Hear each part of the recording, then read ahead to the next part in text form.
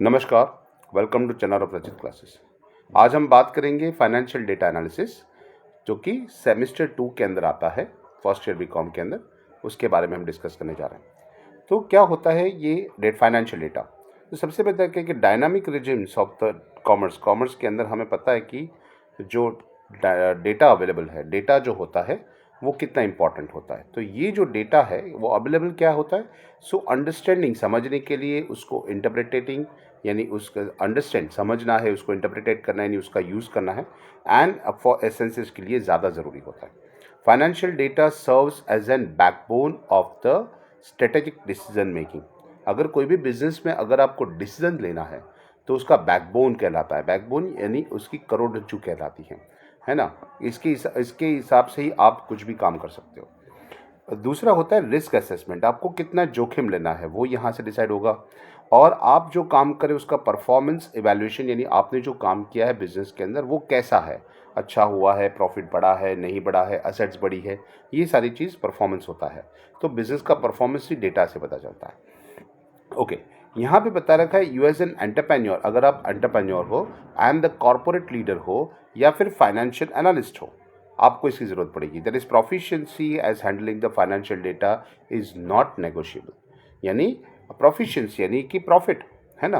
तो प्रॉफिट जो होता है, प्रोफिशिएंसी होती है डेटा का, वो नेगोशिएबल नहीं होता है, नहीं उसके ऊपर कुछ डिस्कशन नहीं होता कि करना चाहिए, ज़रूरी है या नहीं ज़रूरी है, वो कंपलसरी में आता है। So financial data is essential for individuals. लोगों के लिए भी ज़रूरी है।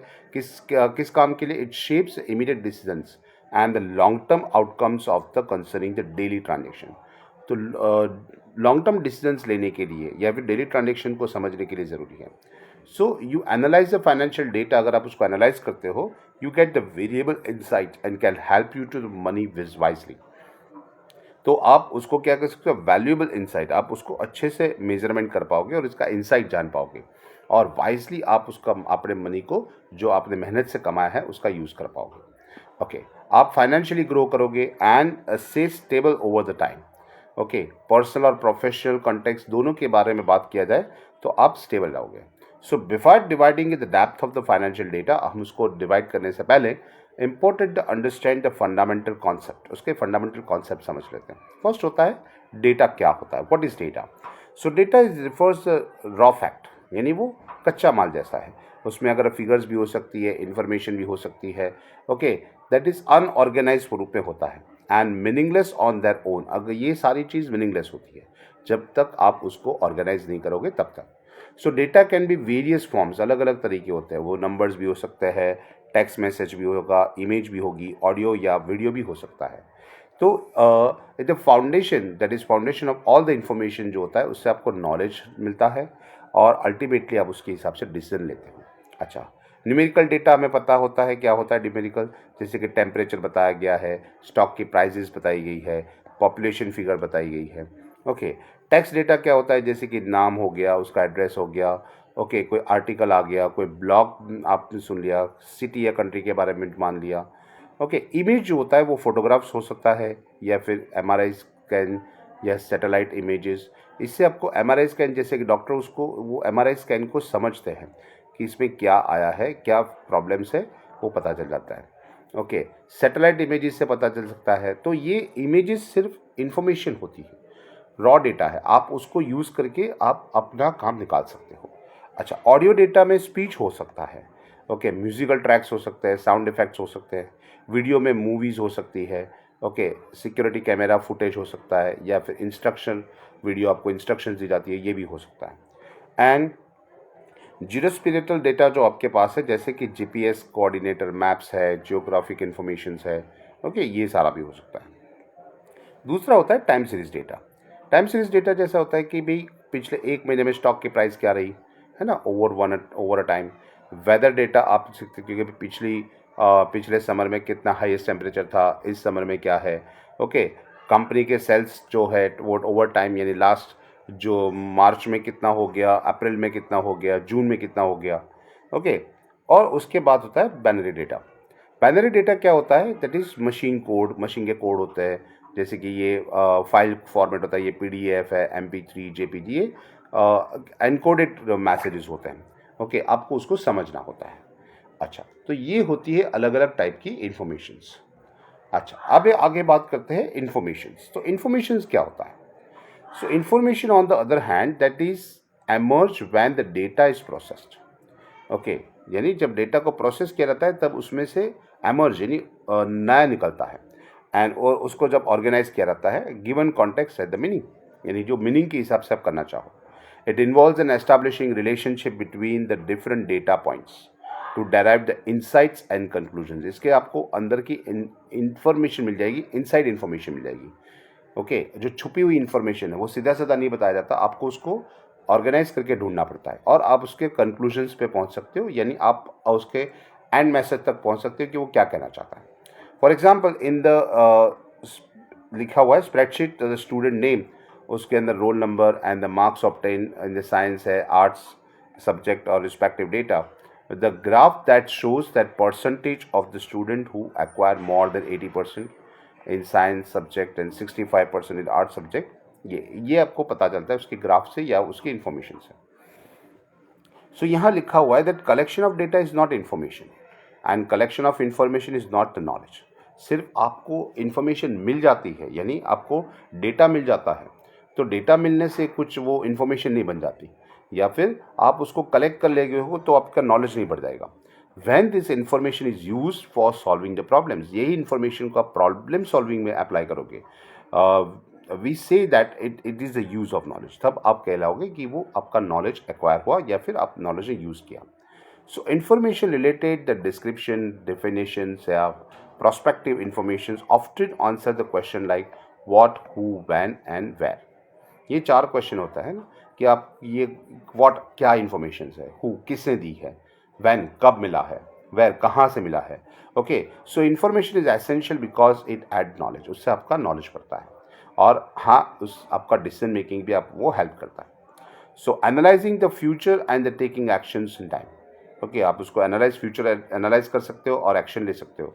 सो information can be take the various forms, अलग अलग तरह की होती है वो, text, graph, pictures, voice, videos, हमने सीखा अलग अलग फॉर्म में हो सकता है।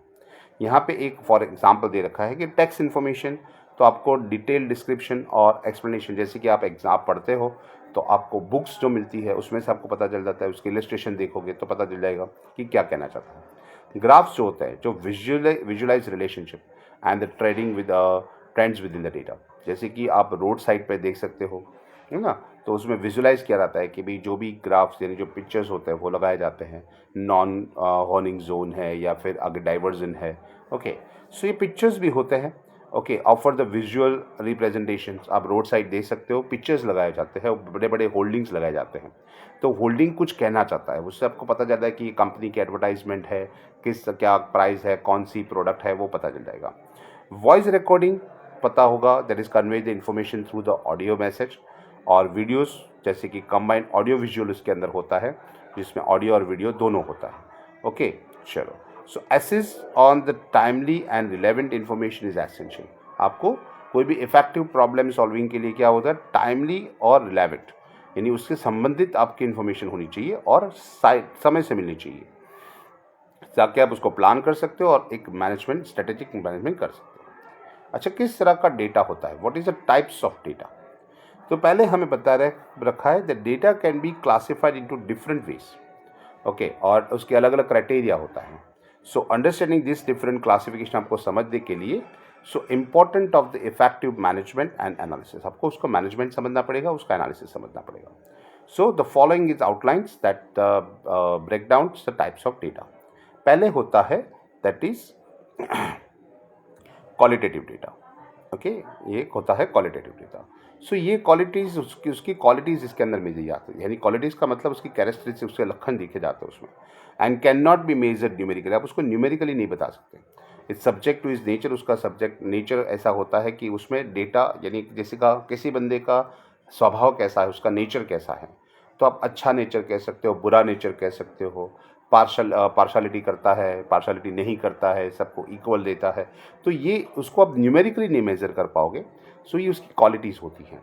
Okay, for example it might be include the description of people's attitude, लोगों का एटीट्यूड कैसा है, ओपिनियन होता है, बिहेवियरल एक्सप्रेस, वो किस तरह से बिहेव करता है, ओके, इंटरव्यू के अंदर, और अब वो ऑब्जर्वेशन से पता चलता है। This type of data is often collected through the methods like the interviews, focus group and the text analysis. दूसरा होता है क्वांटिटेटिव डेटा, यानी कि जिसको आप क्वांटिटी में बता सकते हो। This data can B consist of the numerical measurement, उसको आप न्यूमेरिकल्स में दिखा सकते हो, and it can B count, उसको आप काउंट भी कर सकते हो। The objective can be measured और काउंटेड, उसका जो भी ऑब्जेक्ट होता है वो आप मिल सकता है आपको, उसको काउंटिंग कर सकते हो। It's mean it can be express in numbers, आपको नंबर्स में इसको दिखा सकते हो। और एनालाइज सब्सटेंटिवली, आप उसको एनालाइज भी कर सकते हो। For example, it could be included like the age, height, last scores. As a typically collection of three structures, methods are to be survey. आप एक्सपेरिमेंट कर सकते हो एंड एनालिसिस ऑफ रिकॉर्ड। जैसे कि आपको एक इलस्ट्रेशन दे दूँ कि जैसे हम हमारा ब्लड रिपोर्ट देखते हैं, है ना, तो ब्लड रिपोर्ट के अंदर एक नॉर्मल रेंज बताई जाती है कि यहाँ पे एक नॉर्मल रेंज हो, नॉर्मल रेंज दे रखी होती है, और वो नॉर्मल रेंज से आपका बताया जाए कि आपका हीमोग्लोबिन क्या होता है। ओके, सो ये नॉर्मल रेंज होता है, और नॉर्मल रेंज के साइड में आपका अपना डेटा दिखा रहा है। जैसे कि बताया कि आपका हीमोग्लोबिन 12 से 18 होना चाहिए, और आपका यहाँ पे ब्लड रिपोर्ट के अंदर बताया रखा है कि भी आपका 17 है। इट मीन्स आपके रेंज के अंदर है, इसका मतलब आप नॉर्मल रेंज में आते हो, आपको कुछ दिक्कत नहीं है। लेकिन अगर वो 17 की जगह 10 हो गया तो इसका मतलब कुछ प्रॉब्लम है बॉडी के अंदर, वो पता चल जाता है। So it's a quantitative data, जिससे आप क्या कर सकते हो, अपना जो रिजल्ट्स है उसको आप न्यूमेरिकल डेटा को आप मेजर कर सकते हो। अच्छा, इस तरह से आगे बढ़ते हैं। तो आगे हमें बताया गया है, नेक्स्ट टॉपिक है बेस्ड ऑन कलेक्शन, आपने कैसे वो इन्फॉर्मेशन कलेक्ट की है। अगर वो इन्फॉर्मेशन खुद कलेक्ट की है, it's called primary data. The primary data information that you collected directly from the first handed experience, आपने खुद जाके वो इन्फॉर्मेशन कलेक्ट की है। ओके, या फिर आपने जो अपने बंदों को भेजा है और फर्स्ट टाइम वो इन्फॉर्मेशन कलेक्ट की है, that is original data gathered on a specific purpose. कोई स्पेसिफिक पर्पस है, उसके लिए आपने डेटा कलेक्ट किया है for the specific research project. When you conduct a survey, आप सर्वे करते हो, इंटरव्यू लेते हो, एक्सपेरिमेंट करते हो, you can collecting the primary data, है ना। जैसे किसी बताते हैं आपको कि अगर कोई लड़की के पेरेंट्स अगर क्या होता है, fresh data, primary data collect करता है कि भी उसकी मेरी बेटी की शादी करनी है, तो उसके लिए मैं लड़कों का लिस्ट, उसके बायोडाटा मंगवाएंगे, उसके पेरेंट्स के बारे में इंफॉर्मेशन कलेक्ट करेंगे, उसका इंटरव्यू लेंगे, यानी उसको जाके मिलेंगे, राइट, वो कैसे बात करता है, किस तरह का उसका रहन सहन है, तो ये होता है प्राइमरी डेटा। अच्छा, यहाँ पे लिखा हुआ है, for example if you are researching customers satisfaction, customer को सेटिस्फैक्शन हुआ नहीं, you might be collect the primary data through the survey, आप सर्वे करके भी और उसका फीडबैक फॉर्म भरवा के भी आप ले सकते हो। सेकेंड होता है सेकेंडरी डेटा, यानी किसी और ने इन्फॉर्मेशन कलेक्ट की है, वो इन्फॉर्मेशन आप यूज़ कर रहे हो, तो secondary data, that the information that has already been collected by someone else, किसी और ने ये डेटा कलेक्ट किया हुआ है, okay, and available for the others to use, और बाकी लोगों ने उसका ऑलरेडी सॉरी अपने पर्पस के लिए उसका यूज़ किया हुआ है। So it is not originally gathered with your current research questions in the mind, ये आपका करंट रिसर्च क्वेश्चन के ऊपर नहीं है। Okay, so but it can be relevant to the your study, आप अपने स्टडी में उसको ले सकते हो। For example second data include the reports है, स्टडीज़ और the data complete the government agencies ने सारे डेटा कलेक्ट किए, जैसे कि पॉपुलेशन के बारे में, पॉवर्टी के बारे में, तो वो डेटा लेके आप अपना एक अलग से अपना एनालिसिस करके आप बता सकते हो कि भी किस तरह से हो रहा है देश या दुनिया में। उसके ट्रेड एसोसिएशंस के डिटेल्स देख सकते हो, ऑर्गेनाइजेशंस के डिटेल्स देख सकते हो। You are researching a market trend, market किस तरफ जा रहा है, ओके, मार्केट में इन्फ्लेशन है, या फिर मार्केट में आप कह सकते हो कि भी क्राइसिस चल रही है, बहुत मंदी चल रही है, तो वो डेटा से पता चलता है। You might use the second data from the market research reports and sales data publish by the company, उसके अंदर आप बुक्स का या फिर जर्नल्स का, government publications, okay, internet sources, ये सब का यूज़ कर सकते हो। दूसरा होता है स्केल ऑफ मेजरमेंट, आप किस तरह से उसको नापते हो। जैसे कि एक होता है nominal data, nominal data is use for labelling the variables without any quantitative value, उसमें लेबल्स लगाए जाते हैं, उससे क्वांटिटी नहीं लिखी जाती उसके अंदर। जैसे कि आप बता सकते हो कि आपकी किचन के अंदर इसमें चाय पत्ती रखी है, इसमें शुगर रखा हुआ है, इसमें सॉल्ट रखा हुआ है। It's a nominal, it's a simplest form of the data where categories are to be named and they don't have then inherent order. उसका कोई ऑर्डर नहीं होता। फॉर एग्जाम्पल जेंडर, या मेल या फीमेल हो सकता है, मैरिजल स्टेटस सिंगल हो सकता है, मैरिड होता है, डिवोर्स हो सकता है, colours of the shirts are nominal data. ये सारी चीज़ें जो होती है उसमें विदाउट एनी रैंक और ऑर्डर को आप उसको अरेंज करता है। दूसरा होता है ordinal data, that data have the specific order और रैंकिंग, उसमें रैंक दिए जाते हैं। And but the intervals between the values may not be consistent. यानी जैसे कि हम बताएं कि फर्स्ट 1 स्टार 2 स्टार 3 स्टार, ये AC में और आप देख सकते हो मूवीज़ में दिखा रहता है, रेटिंग दिया रहता है। सो ये ऑर्डिनल डेटा होता है, लेकिन इसमें कंसिस्टेंस होना ज़रूरी नहीं है कि भाई 5 स्टार होगा तो 6 स्टार क्यों नहीं है ना। कि भाई 5 स्टार AC है तो इसका मतलब स्टार रेटिंग उसका 5 दे रखा है। कोई मूवी को 5 रेटिंग दिया गया है तो कौन से हिसाब से दिया गया है वो भी कंफर्म नहीं होता। ओके, यानी उससे होता है कि किस तरह से रेटिंग होता है। Satisfaction rating, that is unsatisfied है, नेचुरल है, सेटिस्फाइड है, बस। Okay, somewhat satisfied, okay, fully satisfied, ऐसा अगर आप करना चाहो तो कर सकते हो, अदरवाइज चलेगा। इकोनॉमिकल स्टेटस में भी दैट इज लो इनकम होगा, मिडिल इनकम होगा, हाई इनकम ग्रुप होगा। तो ये ordinal data base because the establish sequence और रैंकिंग। थर्ड होता है इंटरवल डेटा, जैसे numerical data that means order and the constant difference between the values but the no true 0 point. Okay, इसमें 0 point नहीं होता। This means you can add and subtract, उसमें आप add कर सकते हो, सब्ट्रैक्ट कर सकते हो, बट नॉट मल्टीपल और divide the meaningfully. Temperature is the Celsius और द फ़ारेनहीट में बताया सकता है, the commonly at the interval of the data, because you can say that the 30 Celsius is hotter than the 20 Celsius. तो आपको पता चलेगा कि कितना डिग्री टेम्परेचर है। Okay, it can not says the twice as hot. Okay, other example दे रखा है इंटरवल में, that is Likert scale response, that is 1 to 5। हम जनरली किसी को देते हैं कि भाई मैं आपको 1 नंबर देता हूँ या आपको 2 नंबर देता हूँ, या कई जगह पे आप देख सकते हो आपको स्टार रेटिंग पूछा रहता है। तो आप मोबाइल एप्लीकेशन यूज़ करते हो तो उसमें पूछा गया कि आपको एप्लीकेशन कैसा लगा। ओके, तो ये 1 2 3 4 या 5 आपको रेटिंग दिया रहता है, इसको लिंकर्ट स्केल। ओके, चलो उसके बाद आता है रेशियो डेटा। रेशियो डेटा क्या होता है, दैट्स ऑल द प्रॉपर्टीज ये जो होती है उसकी of the interval data plus the clear defined as 0। उसमें बता रखा है definitions of 0। With the ratio data you can be compare the difference of calculation ratio. Calculate करके बता सकते हो आप, उसको रेशियो में कन्वर्ट किया जा सकता है। Okay, and making this a most informative level of measurement. आप देख सकते हो कि जैसे वेट होता है, हाइट होता है, इनकम होती है, ड्यूरेशन होता है, age. Okay, so who is 20 years old is an indeed the twice of the, उसकी जिसकी उम्र 10 होती है उससे 20 साल वाला है, तो वो उसका समझ आता है कि वो डबल एज वाला है। अच्छा, उसके बाद है यूजेस, आप किस तरह से उसको यूज़ किया जाता है। सो एक होता है रॉ डेटा, यानी बेसिक होता है ये। Raw data refers at the in the pursuit, unprocessed होता है, एंड इट इनिशियल डेटा होता है collected from the various sources. जो सोर्स से आपने इन्फॉर्मेशन कलेक्ट की है वो रॉ फॉर्म में होता है, यानी कच्चा होता है। ओके, जैसे कि आप देख सकते हो कि यहाँ पे सेंसर, सर्वे और सेंसस होता है, सर्वे होता है, ट्रांजेक्शनल सिस्टम बता रखा है।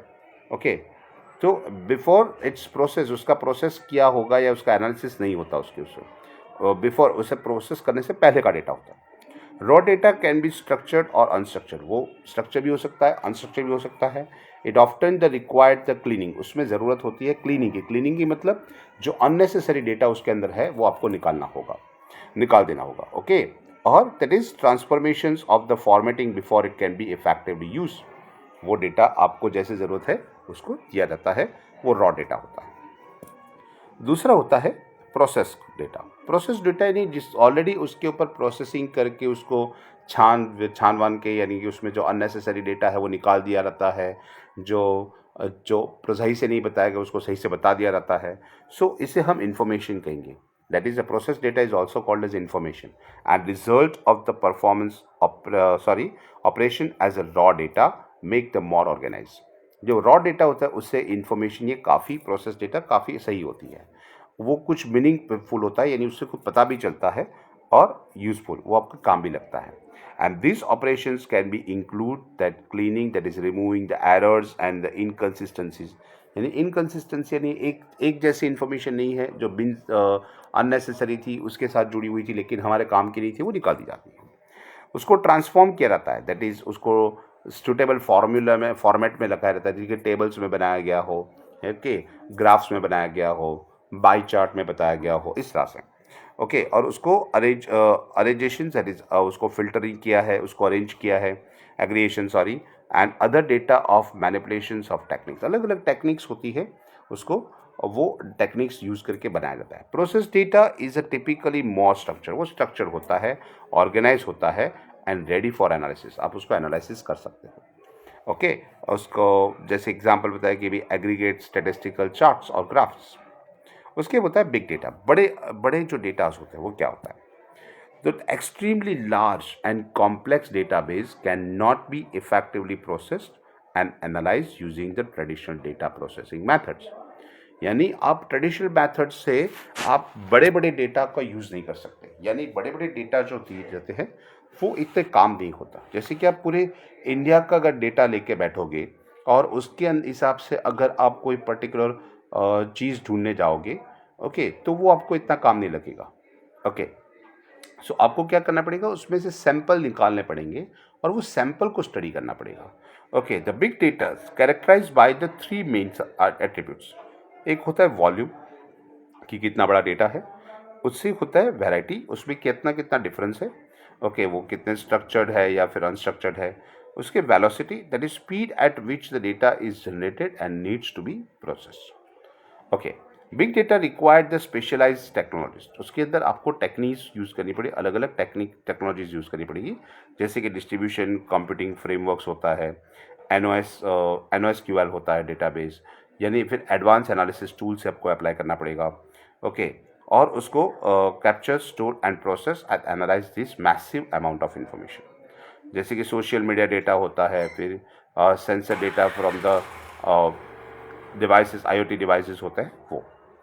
अच्छा, टाइम डायमेंशन के हिसाब से देखा जाता है तो ये होता है cross sectional data. Cross sectional data क्या होता है, तो cross sectional data is refers data collected from multiple individuals, household, forms and others. यानी बहुत सारे लोगों से डेटा कलेक्ट किया जाता है, जैसे कि मॉल में लोग घूमते रहते हैं तो उनसे अलग अलग बंदे से मिला जाता है और उनसे इंफॉर्मेशन कलेक्ट की जाती है, तो ये होता है मल्टीपल इंडिविजुअल्स। ओके, बहुत सारे घरों में जाके उनसे सर्वे किया जाता है, तो हाउस होल्ड से पूछा जाता है, अलग अलग फॉर्म का रिव्यूज़ दिया जाता है। Okay, so single point of time, ये पर्टिकुलर एक दिन के अंदर या एक महीने के अंदर आपको ये इन्फॉर्मेशन कलेक्ट करनी है। They provide the snapshot or the cross sections of the population and phenomenon being the study, और उसको इसके फिनोमिनन से नहीं, उसके परिबड़ होता है, उसको स्टडी किया जाता है। जैसे कि सेंसस डेटा होता है, सर्वे डेटा होता है, data collection from the different companies होता है। Okay, religious during the specific year देखा जाता है। ओके, एक सिंपल से बताओ कि बहुत सारे लोग अगर मूवी देख के बाहर आ रहे हैं तो उनका रिव्यू लिया जाता है कि आपको ये मूवी कैसी लगी। ओके, तो कोई बोलता है कि बहुत अच्छी मूवी थी, कोई बोलता है कि ठीक थी, कि कोई थी कि बकवास मूवी थी। तो ये होता है क्रॉस सेक्शन, क्योंकि अलग अलग इंडिविजुअल से सेम टाइम में आपको इन्फॉर्मेशन कलेक्ट की गई है, तो ये होता है क्रॉस सेक्शन डेटा। अच्छा, होता है टाइम सीरीज डेटा, यानी अलग एक ही बंदे से, एक ही सोर्स से हमें इन्फॉर्मेशन कलेक्ट करनी है, लेकिन वो अलग अलग टाइम पे करनी है। जैसे sorry, it's consist of the observation and collection over a period of time, यानी एक पर्टिकुलर पीरियड ऑफ टाइम के अंदर, जैसे कि डेली, मंथली या क्वार्टरली हो गया या फिर एनुअली हो गया, उसके आप रेगुलर इंटरवल में ये सारी इन्फॉर्मेशन कलेक्ट करते हो। It represents how the particular variables are set and variables change over a time, यानी उसमें क्या परिवर्तन आता है, पिछले महीने से इस महीने में क्या परिवर्तन आया, ओके, लास्ट ईयर से इस ईयर में कितना परिवर्तन आया। तो ये examples like the stock prices, कल क्या प्राइस थी, आज क्या प्राइसेस है। इकोनॉमिक इंडिकेटर्स है, जैसे कि हमारा GDP बढ़ा या कम हो गया, अनएम्प्लॉयमेंट रेट्स कैसे रहे। ओके, कंपनी देखती है कि अपने सेल्स फिगर्स कैसा है, सेल्स बढ़ी, कम हो गई, पिछले महीने से बढ़ी या नहीं हुई। ओके, टेम्परेचर रीडिंग आप देख सकते हो कि भाई लास्ट अप्रैल महीने में कितना था टेम्परेचर और इस अप्रैल महीने में कितना टेम्परेचर है। So this time series data are useful for analysing trend. आपको ट्रेंड पता चलेगा, उसके पैटर्न्स पता चलेगी, ओके, साइकिलिकल बिहेवियर पता चलेगा और द फोरकास्टिंग फ्यूचर। जैसे कि मैं आपको सिंपल बता दूं कि प्राइस ऑफ पेट्रोल जो होता है वो प्राइस ऑफ पेट्रोल क्या होगा, प्राइस ऑफ पेट्रोल 2030 में क्या होगा। ओके, ये आप अंदाज़ा लगा सकते हो कि भी जब से पेट्रोल हुआ है उसका ग्राफ कुछ इस तरह से चल रहा है, ओके, कॉन्स्टेंटली बढ़ रहा है प्राइजेस। तो ऑफकोर्स 2030 में जो करंट प्राइसेस है उससे ज़्यादा ही होगा, ओके। और आप उसको एनालाइज कर सकते हो कि भी तो लास्ट ईयर जो 2000 सपोज हम 2024 में क्या प्राइस थी और 2025 में क्या प्राइस हो गई, ओके। तो इसकी हिसाब से आप प्रिडिक्शन कर सकते हो भी 2030 में क्या होगा, ओके। तो ये जो इन्फॉर्मेशन होती है ये टाइम सीरीज डेटा होता है। उसके बाद होता है पैनल डेटा। पैनल डेटा क्या होता है?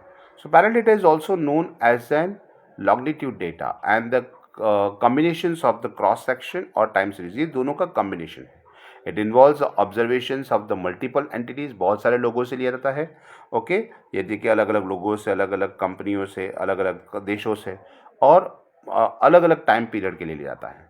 That is panel data is track in same entities over time, यानी एक ही कंपनी से साल में हर साल इन्फॉर्मेशन कलेक्ट की जाती है। एक ही बंदे की इन्फॉर्मेशन, जैसे कि हर साल उसने कितना अर्निंग किया है वो जाना जाता है, ओके, यानी over a period of time, और ऐसे अलग अलग लोगों से भी जाना जाता है।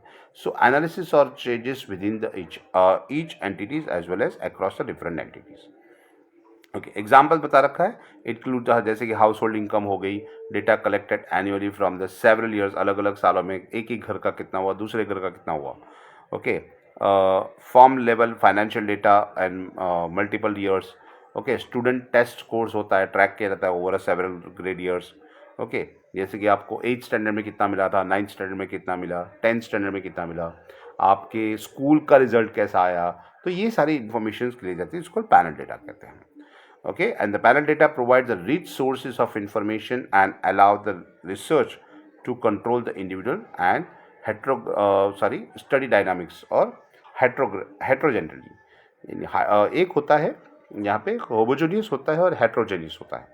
तो ये हेट्रोजेनियस यानी अलग अलग, यानी डिफरेंट कह सकते हैं आप उसको, और उसका रिलेशन बताया जाता है कि over a period of time कैसा रहा, ओके। नेक्स्ट टॉपिक है हमारे पास understanding of the financial data, जिसके बारे में हम नेक्स्ट लेक्चर में डिस्कस करेंगे। Have a good day.